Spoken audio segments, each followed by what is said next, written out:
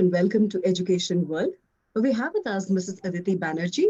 Aditi Banerji is an educator with over 3 decades of experience. Uh, as far as her education goes, she is a postgraduate in chemistry, trained in school administration from IIM Calcutta. She is also trained in dealing with children with special needs. An avid naturalist, she believes in making environment a part of school life. She's been instrumental in establishing a number of schools across the country, specifically in Bengaluru, Lucknow, and Indore. Currently, she is the head of Lodha World School, Palava, which is a K-12 school. She strongly believes that every child needs to be nurtured to be a good human being to be able to face the challenges of the world outside today.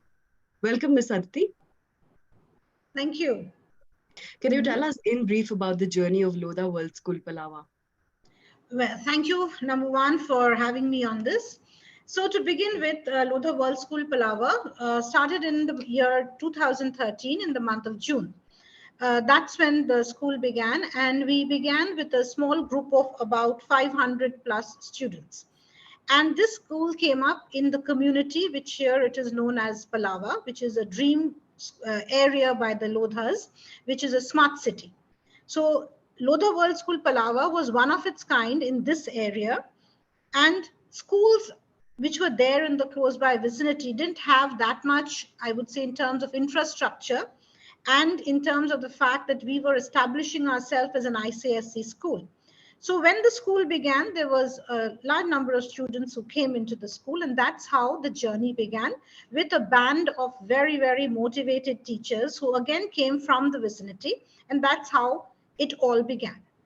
Thereafter, as the years went by, and today we are in our 10th year, it has been a beautiful journey, and our present strength of students is a little more than 2,400, right from pre-primary to grade 12. And it has been a consistent moving forward.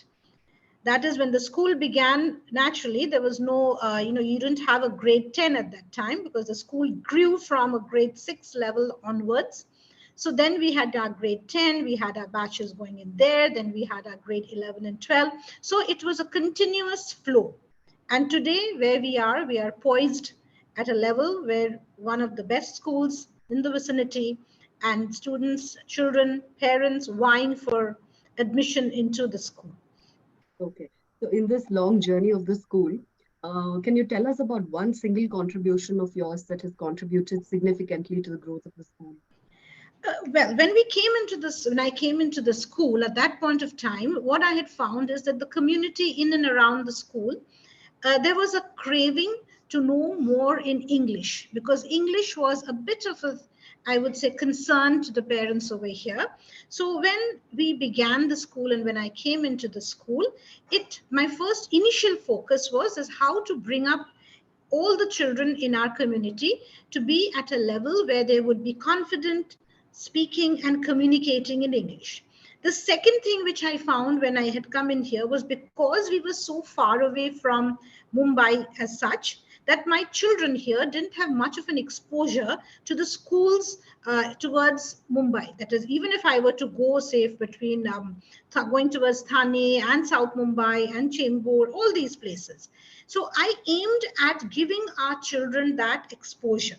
So not only was it building them up in terms of their confidence, their spoken English, their exposure to what was happening around their own city, which due to the distance they were unable to fathom and they didn't know exactly. So by opening up and starting, for just an example, we started off with an inter-school event in which we invited schools from all over Mumbai. So that in that year, it was the first exposure that the children actually had to all the various schools in and around, which were big names. And they were more than happy to come in here. So that is how we began, or I would say I contributed towards helping the school come up to be able to approach all other schools on a platform where they were equal and where they didn't have to worry about it. And that required a lot of confidence. So that was the initial step. And of course, along with it, side by side came in all the different pedagogies that we put into place. So it was a holistic development where I contributed. In the next 5 years, what is can you tell me about one or two significant developments that we can see in terms of infrastructure or curriculum? Okay, so now what we are aiming at the moment is to make our school what is called as a resilient school. Now, when I talk about a resilient school, this has been the fallout of our pandemic, where at a point of time when the pandemic set in, we found that there were many aspects in which we had to work hard to be at a level where we could quickly adapt to changes. So when I look at myself or our school couple of years down the line, I wish to build up a system in the school where resilience will be the core practice. Now, when I talk about resilience, resilience in terms of capabilities, in terms of processes, in terms of behavior, in terms of systems, every aspect requires. Just to give a small example, if I was talking in terms of capabilities, we are already doing it and we continue to do that, building up the teachers' capabilities in terms of pedagogies. For example, just saying how to implement flipped classrooms, how to go in for critical thinking, how to go in for problem solving. When you help the teacher to build up all these capabilities, ICT, it's all there, but we need to take it up a whole lot of notches higher. Similarly, with the students. With the students, we are working at social emotional learning to build up their resilience in terms of emotional wellness and mindfulness. So all this together leads me towards becoming a resilient school. Now, the National Curriculum Framework for School Education was Yes. released recently by the Ministry of Yes. Education. Hmm. So, what is your take on that?